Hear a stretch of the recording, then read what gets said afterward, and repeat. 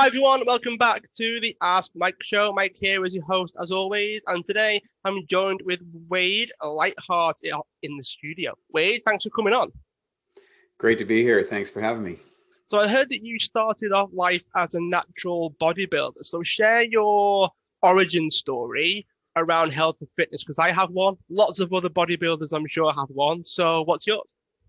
Yeah, so life was relatively normal kid growing up in Canada till I was 15 years old. Three things happened when I was 15. One, my parents moved from a very rural town to a place which was 5 miles to my nearest neighbor, up a dirt road where the telephone poles ended at my doorstep, basically.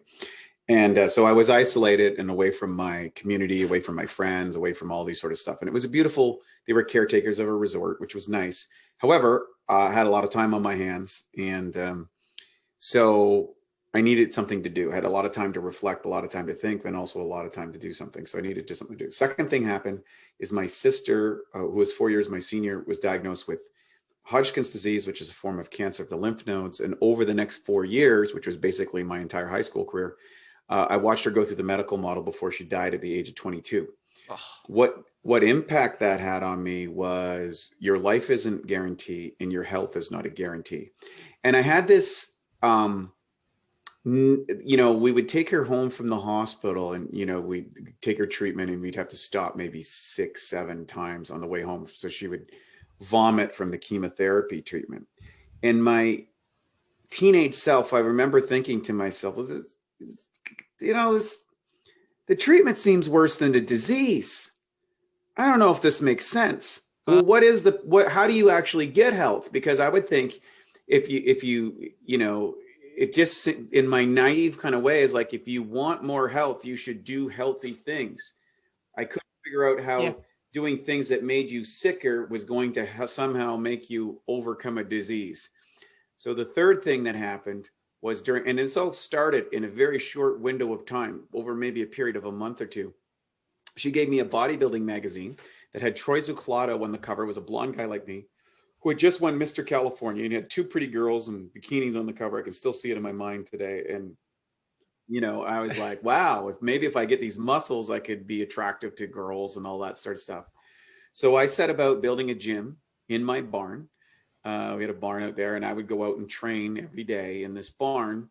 I had a day job in the summer that I started constructing my own. I bought a weight set, and then I started building pulleys and apparatus that looked like a Rocky when he fought Ivan Drago, that kind of sets, and started training. And then I discovered the writings of Arnold Schwarzenegger in his book, Education of a Bodybuilder, and an Encyclopedia of Bodybuilding.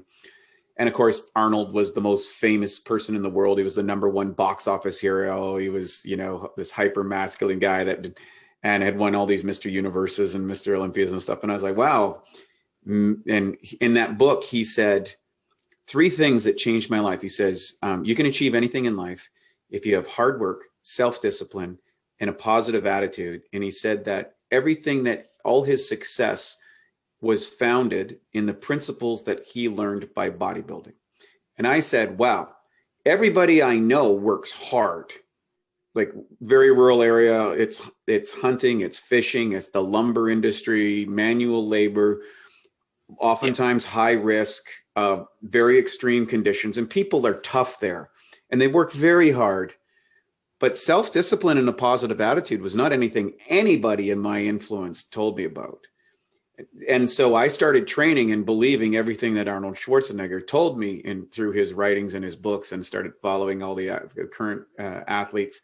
Went on to study exercise physiology at the University of New Brunswick, which was a foundational compartmentalized education. In other words, there was a whole bunch of stuff on physiology and biology and exercise, but there was no unification. There was all these competing information pieces. And so when I got out, I started mentoring under various people who were producing the result that I wanted to base it on. And that led me to work on virtually every single level of the health and nutrition, from being a sponsored athlete to working in stores to managing gyms to becoming a personal trainer and owning my own store, and eventually developing my own educational materials with my partner And concordantly, I was competing in contests, eventually resulting in my representing my country at the Mr. Universe contest.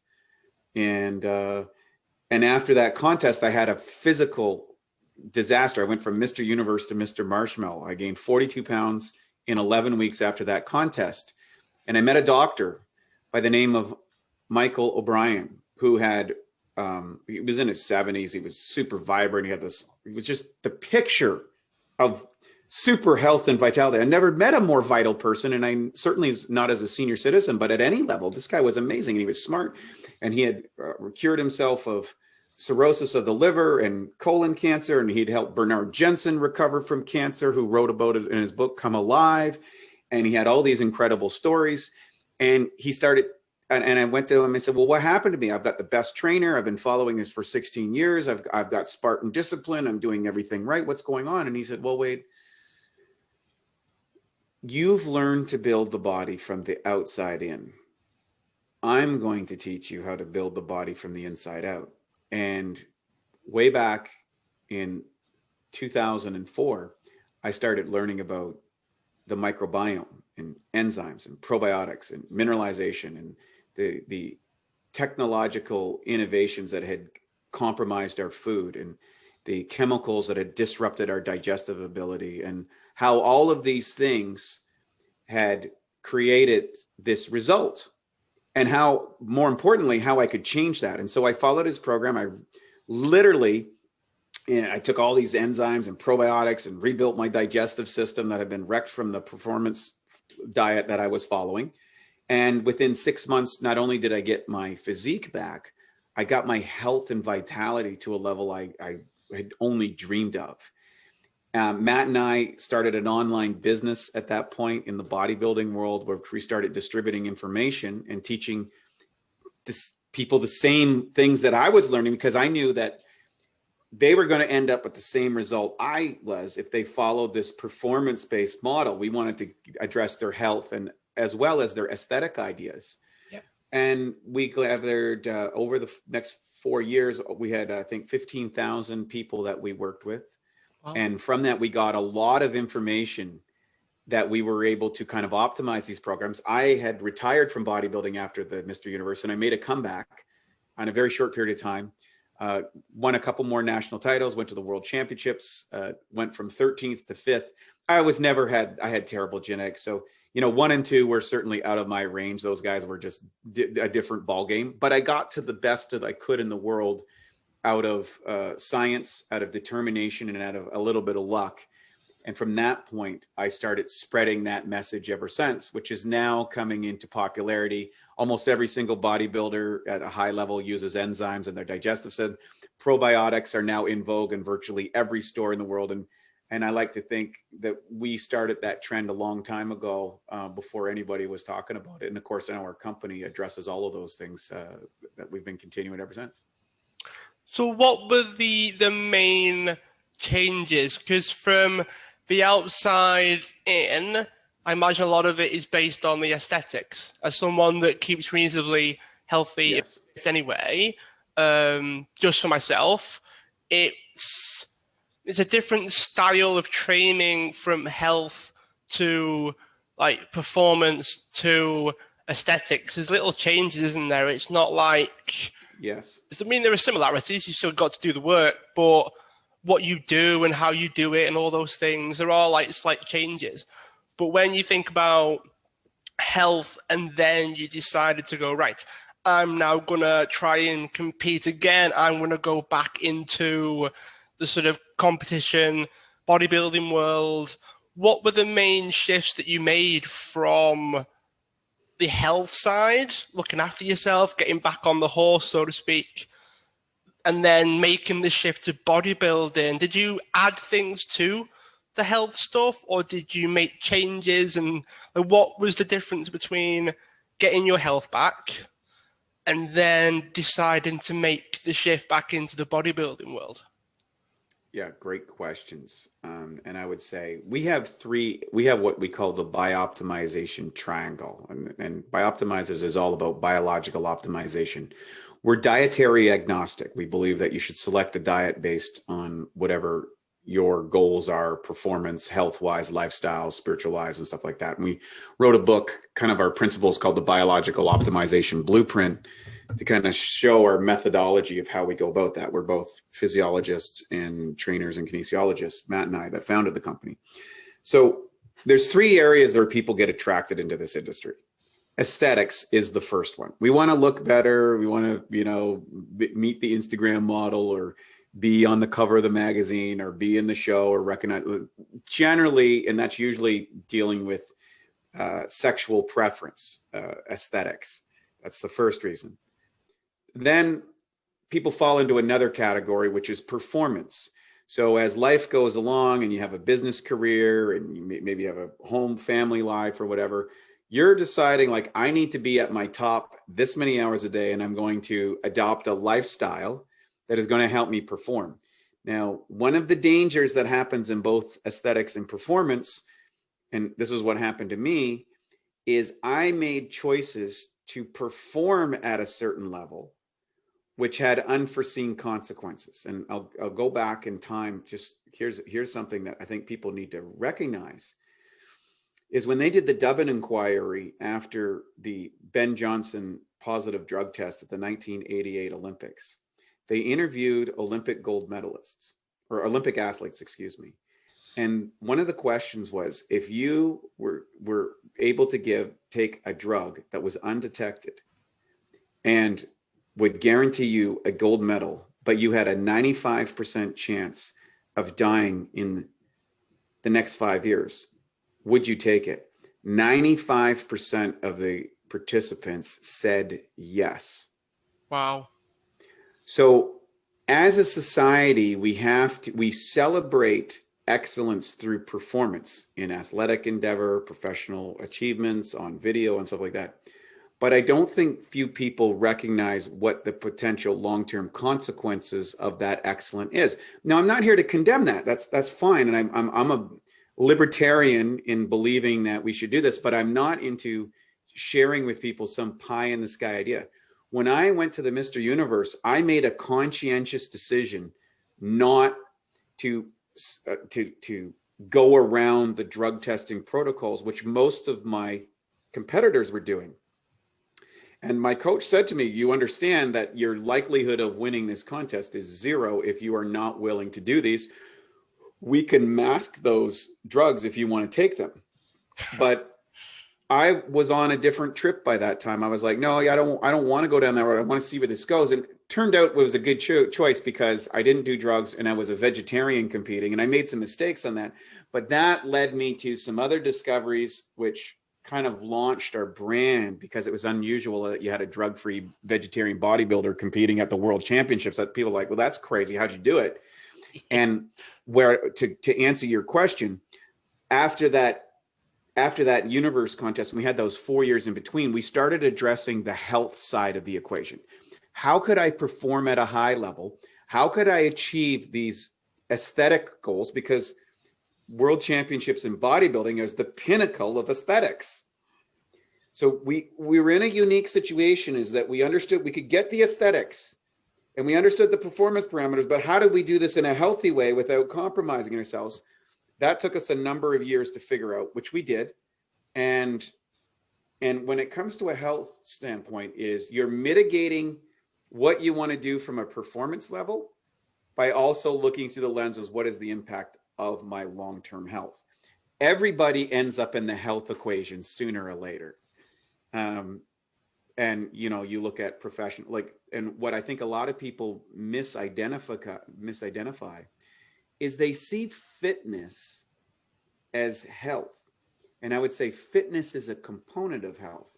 There is, you take a Navy SEAL, extremely fit person. Is their lifestyle healthy? No, they're putting themselves in danger's way all the time. You take an NFL football player. Are they fit? Definitely. Are they healthy? No, it's 100% injury rate. And life is a contact sport, and everybody has a certain risk tolerance, and everybody has a performance ceiling that they wish to embrace. So there's not one size that fits all. However, we want to be able to identify on a person-to-person basis those three parameters and their relative levels of performance or importance, whether it's aesthetics, performance, or health, and then customize a lifestyle that supports that goal. And so what's interesting is the principles and philosophy that we developed work for all three of those categories. And, you know, we have athletes, for example, who are using a variety of performance enhancing drugs. We have executives, which are doing the same thing, but we're able to mitigate some of the consequences of those choices because of what we offer. We have other people that are able to achieve what they feel like is drug-like performance without using the drugs. And I think that's even that's the best idea. So we're not here to make assessments about what people choose or what they do. Like I said, we're kind of a libertarian in our philosophy, but we are providing real world solutions so that you can mitigate to the best ability the choices that you do make. One of the things that did really, really stand out there was consequences. And how can we mitigate some of the consequences? Now, is there a way of finding out what those are? I mean, the most basic level is, I mean, even something like caffeine's a drug, right? And if you drink too much caffeine, then you've got to mitigate that with sleep enhancements or just detox caffeine, and that balances itself out. That's really straightforward, reasonably basic. Even someone that knows very little about this sort of stuff, me, can sort of figure that out. What about some of the other slightly more difficult to figure out what the consequences might be? How do you predict what they are and figure out how to reverse engineer the solutions to that? Great question. So first and foremost, I thought about this long and hard. And I developed what I call the awesome health philosophy. And I was looking at all the competing information from diet and information and health and performance protocols. And I was like, okay, well, we need to address the single cell inside the body because that is the common universal element of all humans. So the theory is if we can make the cells in the body function better, then we should be able to have a benefit on all three levels of the pyramid, if you will, the aesthetics, the performance, and the health. So I went, okay, well, if you talk to most health experts, they're going to suggest their version of the healthiest diet. But I went, wait a second, we need to challenge the assumptions that we're making. How long can you go without food? Months. It's not pleasant. You can survive a long time without food. There's people that do it all the time. Yeah, true. So food isn't the primary determinant. Therefore, diet shouldn't be the primary determinant. How long can you go without water? Much less time than you can with food. Therefore, water is superior to cellular function than food. Well, wait a second. Is that number one? No, it's not. Because how long can you go without air? Not very long. No. So the first three principles. Then there was a fourth piece, and that is if you strap a person to a bed, like someone who's bedridden, how quickly does every single performance parameter of their body deteriorate? They all go down at extraordinary levels. You see anybody that's gone to the hospital or sick or has an injury, if you put your arm in a cast or whatever it happens to be, there's a massive drop off. So I realized that the first principles were air, water, and exercise. These three things are non-negotiable and are something that require extra attention because technological innovation has disrupted fresh air, has disrupted healthy water and cellular hydration, and has made us significantly reduce our exercise. So as people live in a technologically advanced world, we need to address those things first before we do anything else. And for anybody to tell you any different is they're not looking at this lens objectively through the world that we live in today. You know, living as a human up until the last 50, 60 years was a physical endeavor. But today you can sit behind a computer, have everything delivered, and not walk a mile in a week. Yeah, true. So we haven't adapted to that kind of technological envision. Now there are technologies that allow it. Like I have a bike that I'm on most days while I'm doing my videos. I've got Rebounder. So I have to restructure how I approach my life in order to do this. And then when we get to diet, I look at diet not as chemistry. I look at it from a physics standpoint. And at the fundamental level of mitochondrial function, we have what's called electron covalent transfer. Is a charged particle is moving from one part of the universe to another part of the universe inside our body. And the efficiency of that movement is going to determine how much, quote unquote, energy the total cellular being that we call as a body actually has. Therefore, when we are looking at diet, we are looking at how quickly we can convert light into the movement of light in our body. So it's all frequency, vibration, and chemistry to me is an intermediary observation point, and nothing more and nothing less. So choose the diet that's right for you, that allows for you the smoothest conversion with the least amount of friction, known as free radical damage, inside your body based on where you're at. And so that's how that's the fundamental standpoints. And then we get into optimizers. What are the things that activate and make the cells work better? Well, we know the only two things that do work in the body is enzymes and probiotics. So those are the workers. Then we have essential amino acids, essential fatty acids, essential minerals, trace minerals, essential vitamins. And then basically we have a whole host of herbs after that, which I believe move the flow of electrical energy through the various channels inside the body. And then you have your mental belief and attitude. If you have a lousy attitude, it doesn't matter what you do, you're not going to be well. And if you have a great attitude, you can get away with a lot. And then finally, how do you determine all this? Well, education, the root word for that is to learn from within. And in order to learn from within, you have to run a test. And the best way to accelerate through that process is to use coaching. So I call that the etc. Education, testing, and coaching, which is the end of the awesome formula, which is the framework which we apply. And I give that course away to everybody with our company. And I summarize these in 5 to 15-minute videos that people can learn over a 12-week period. There's 84 videos. And that gives a foundational approach to how you systematically use your resources, your time, your money, in a way that gives you the maximum effect based on the resources that you have at any given time. And it's been a great journey. And then, of course, you can take that to whatever level as your resources become more available. And of course, I'm on that end where I'm doing all sorts of strange things that I believe are contributing to healthy, high performance and extending not only my life, but extending, because that's not a guarantee, but extending the quality of the life that I have with what I have available.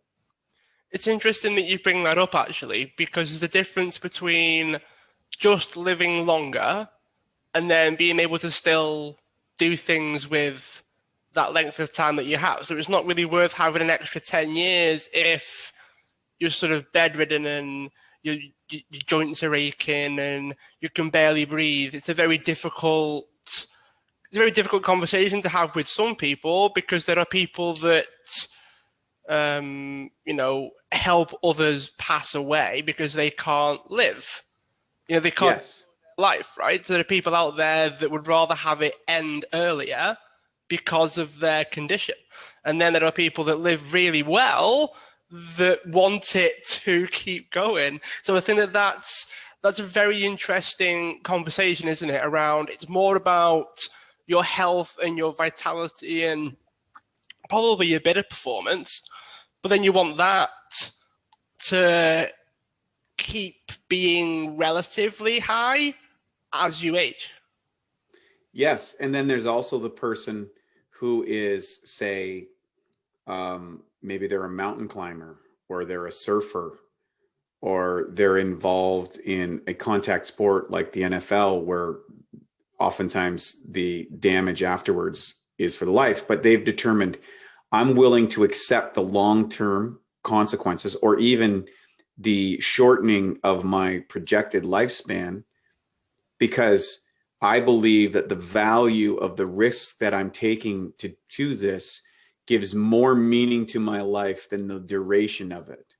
Yet we have, according to the New England Journal of Medicine, Professor Oshansky did a research article which used a great data analysis in the United States. And this was during the Bush administration, and his information was curtailed to the public, his official records. And that was, for the first time in American history, the lifespan of children were being projected to be shorter than the adults. The second thing he noted, was the disability adjusted lifespan in the United States was 60 years old, even though people are living to be around 80. So we're talking about spending 25% of your life in some sort of compromised disability that, for the most part, for probably 90% of those people, could have been avoided through lifestyle. And so my goal is to address those lifestyle issues so that we can live long, but also we can live strong. What are some of the crazy things that you do then to get the most sort of return on the investment? Because you mentioned that you do some like crazy things. What are they? Sure. Well, when I first started, some of these were really outlandish, but now it's becoming in vogue. Yeah. But there's also people who aren't exposed to this and think it's very weird. Your audience will probably be a little bit more versed in it. But I started out years ago doing a daily meditation and energization practice, which would be equivalent of Qigong or pranic energy components. I have a variety of filters and machines on my water. So I have all the filtration to take all the chemicals out and the fluoride out and the chlorine out, and then I run it through an electrolysis machine, so I get free, electrons, negative ions. I have ozone breathing filtration in my house so that I get better air. I sit in front of full spectrum red lighting in an EMF protected sauna. I jump up and down on a rebounder every day. Then of course I do some of the regular things, like I work out with weights. I take a vast array of nutritional supplements. I use a vast array of cognitive enhancers that we've developed to optimize my neurotransmitters based on the state that I want to achieve. I have a host of chiropractors, acupuncturists, massage therapists,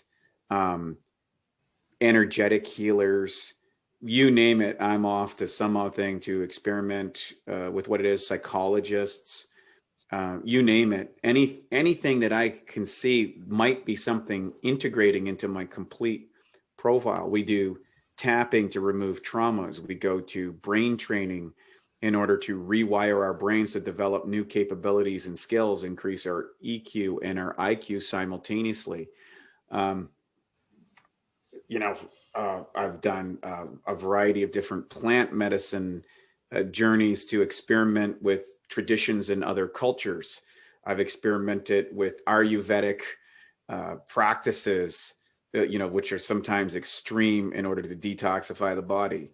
I've experimented with Chinese medicine and all the very herbal components that is involved in that, and the healing modalities that are involved in that. Plus, I lift weights and ride bikes and run on the beach and, all those kind of crazy things. So it's a lifestyle that is embracing experimentation in all these areas. And there's lots of failures in there. I mean, I want to be clear about, I'm not some guy that's figured all these things out or whatever, but you keep what you can. You have a reservoir of things that you can use if you require them. And then you share what might be the right solution for somebody at the right appropriate time. How long per day would you say they take? Because listeners might be thinking, that'd take all day. Wouldn't have time to work or eat or sleep or go to the toilet even. It sounds like if we do this all the time, take over our life. Now, I know that society, if you will, used to allow us to do that. If we go back far enough, we all did elements of that if we go back far enough because we had the time. Yes. Spare time. So how long does it take you to do per day on average? So if you have like 3 sessions a day of doing this kind of thing, sort of combine the 3, if you will, how long would you say you spend on doing this kind of biohacking, health and working out kind of practices? Well, it'll vary on a given day depending on what my schedule happens to be. The other thing is I'm a big fan of stacking. In other words, I believe that you continually integrate little components so that it just becomes part of the habitual routine. And if you get really, really, really bone crushing honest with one's priorities, you'll start to realize that, I think it was Pink Floyd that said you in time, you fritter and waste the hours in an offhand way. Was one of the lines in Time. And I love that line. I've listened to that song and I always remind myself of that, like, where am I bleeding time? So for example, I'll get up in the morning and I'll do my energization practice and my meditation. I can actually compress the entire awesome formula into a 15-minute a day routine. Okay. You get 80% of the benefits in 15 minutes.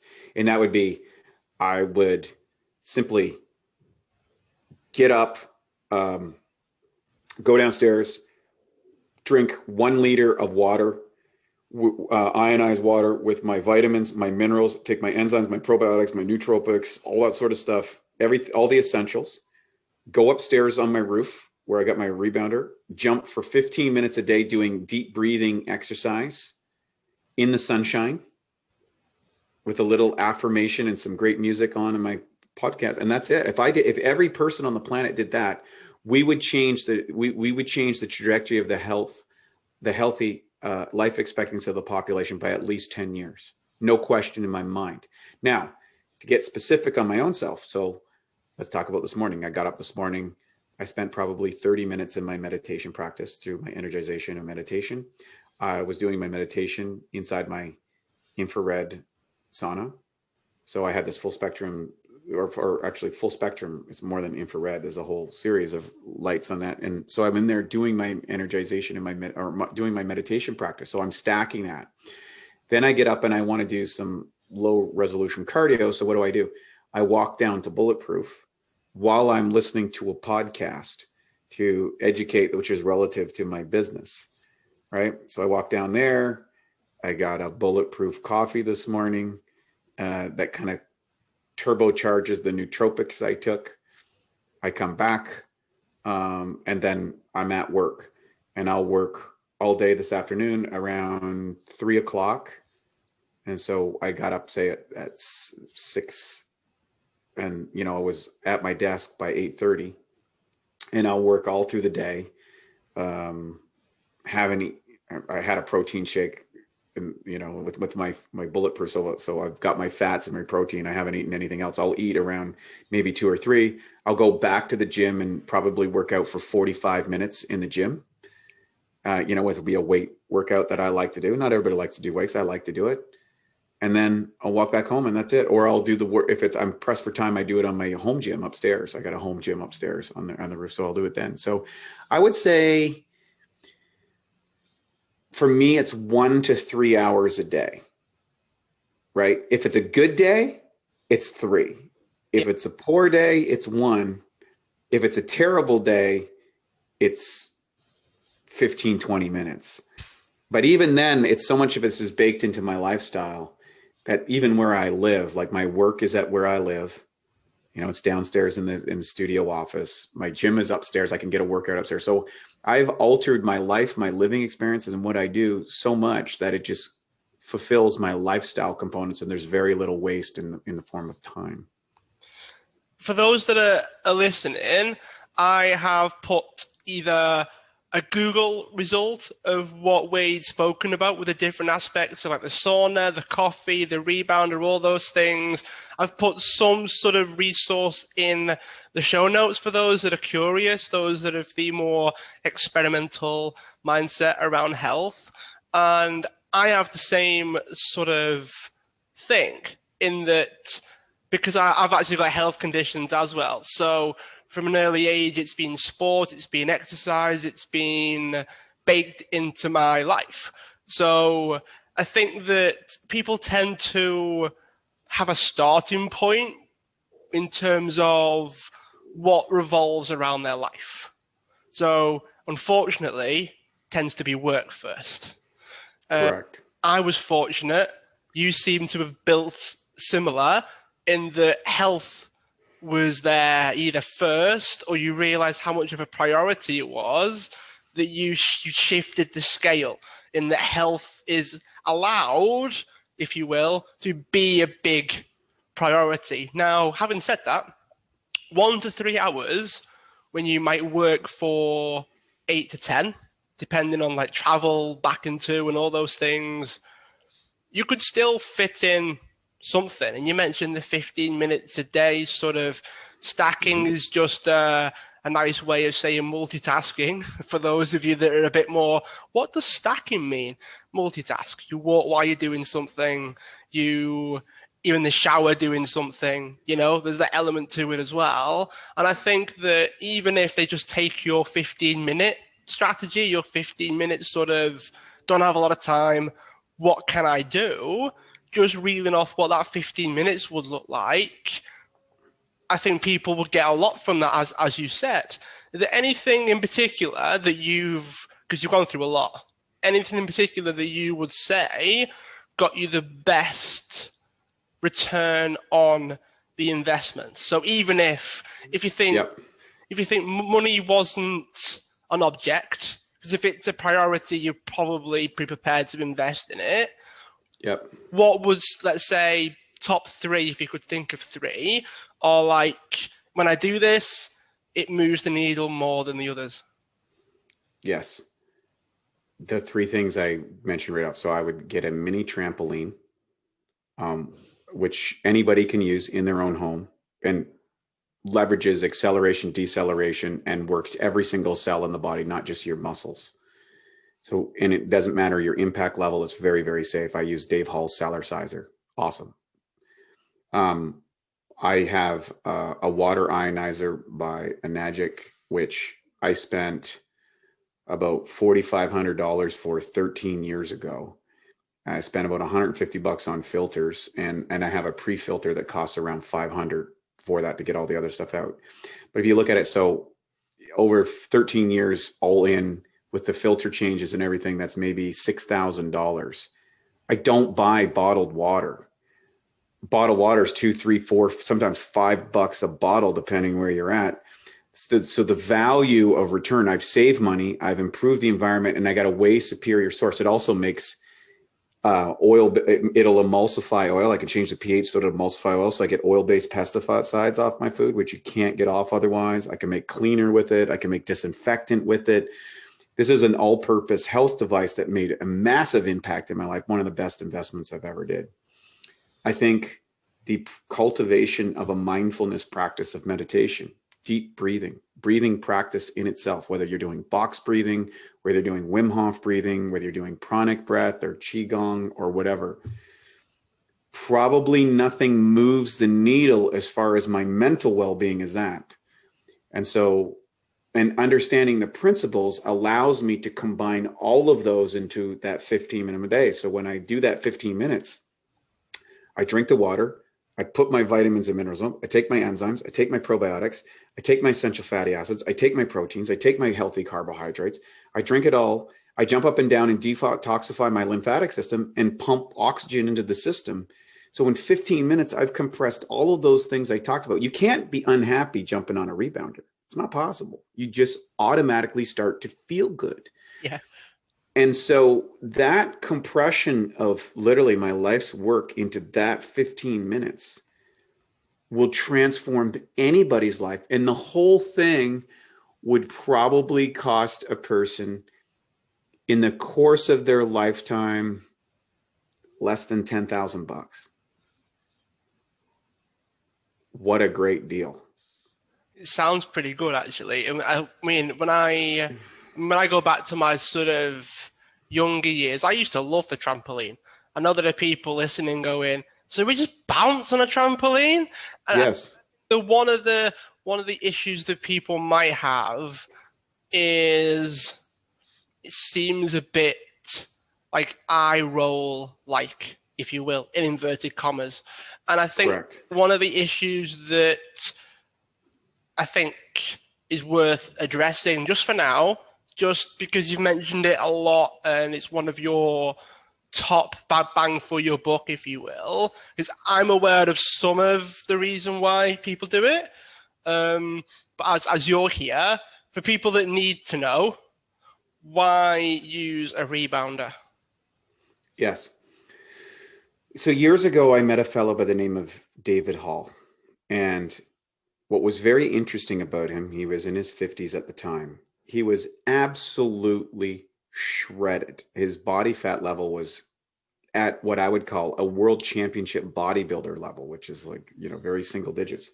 But what was really interesting about him is you could take his muscles and they were like a cat. In other words, when you'd squeeze them, you'd squeeze his bicep when it's relaxed, you could touch your fingers together. Yet when he flexed it, it was like a steel cable. And I noticed he had what I called the healthiest muscle that I had ever seen, even being a professional athlete in that area. So I was like, struck me. And I started to do research. And the basic energy production unit of the body is called the mitochondria. It used to be bacteria. It fused with our cells. And this is how we get energy from any dietary practice. The other thing is there's this thing called the lymphatic system. Now, my sister, of course, died because of cancer of the lymph nodes, and which our lymphatic system is 3.5 times the volume of our blood system. And they never talk about it. This is the exhaust system. So the mitochondria is the engine and the lymphatic system is the exhaust. Now, here's the thing. We know that we can put lots of different types of gas in a car and it'll still run. It might have smoke out the back, it might do whatever, but it'll still run and have various types of power. But if we plug up the tailpipes with a couple of bananas, let's say, well, guess what? That car will not run because it's not getting the exhaust out of the engine. What trampolining does is it leverages acceleration and deceleration. So when you're doing, say, an 8-inch bounce off a rebounder, which is not very high, you are doubling the gravitational effects on the body with each bounce. Now, what's interesting is the water inside your cells is going to move up and forth, just like I'm stepping on the gas or putting on the brakes in a car. You kind of go forward and go back. And that's why Einstein said your body can't tell the difference between acceleration, deceleration, and gravity. They exert forces very similar to the body. With a mini trampoline, you have a moment where you're at zero gravity, the top of the bounce, and you have a moment where you're at the distance that you are jumping times your weight at the bottom, where the full force of the impact is hitting. What that does is it creates that sloshing effect inside the cells and puts an internal stress, not just on the muscles jumping. It puts stress on the pancreas cells, the brain cells, your toenail cells. Every one of those cells is forced to adapt. And the two things that happen are this. It increases the amount of mitochondria. So it upgrades your 4-cylinder engine over time to a 12-cylinder engine Lamborghini. And it also moves the lymphatic system, because in order for the lymphatic system to work, in order to detox the cells, you need movement. You whether it's walking or running or biking or whatever, you need movement, and people are lacking movement today. So here's a way where I can get way more benefit from a movement effect, from a lymphatic detoxification effect, from the increase of mitochondrial, not just in the cells that I'm working on a particular exercise, but in every cell of my body. So I'm literally upgrading the cellular functioning of the body with those components. And that's why I think it's the most superior form of exercise that a person could do, even though I love lifting weights. It's very well put, actually. And I think that hopefully you've convinced a lot of the listeners that are listening to at least try it, just at least get one, try it, feel some of the differences and improvements in yourself. When I do it, I've noticed I feel a little bit heavier at first, because obviously you've got the gravitational, if you get off the trampoline and you go, this is really heavy, why have I suddenly got really heavy? But then that strengthens the muscles, doesn't it? Because you start to then feel lighter over time, and then your circulation is a lot quicker and all those things. So sometimes you've got to do it for a while before you start to get the benefit. You've got the kind of acute benefits and then the longer term benefits as well. So thanks for sharing that, Wade. I think some people might have needed to hear that. Before we go, how can people learn more about you? So you've got BIOptimizers. How do people find out about it? Yeah, so they can go to www.bioptimizers.com/askmike, and you can put in Ask Mike 10. You get a 10% discount on anything. You can download the course for free. So go get the Awesome Health course. And I explain the nuances of all these things, as well as addressing the biggest issue that people are dealing with today. And that is gastrointestinal related issues. We address digestive issues, which are disrupting the long-term health of the population. So we write a variety of sorts of that. But get the course, it's free. And it'll start, you can go deeper and reach out to our team, and we'll answer questions. I answer all the questions personally. It's really fun and I love doing it. So, and then we do Instagram and Facebook, and I have an Awesome Health podcast, but you'll find all that stuff on the BIOptimizers website. And if there's something in there that works for you, then go for it. And it's Ask Mike 10 for 10% off anything in the store. Yeah. Correct. Awesome. Well, Wade, it's been great to chat. I really enjoyed spending time. Been a very, very in-depth conversation, and I look forward to keeping in touch. Thank you so much. And for those that are new to the show, make sure you subscribe if you haven't already. Tag myself or Wade on Instagram. Let him know how you responded to the show, whether you liked it, and leave a review if you feel compelled to. I shall see you all again on the next episode.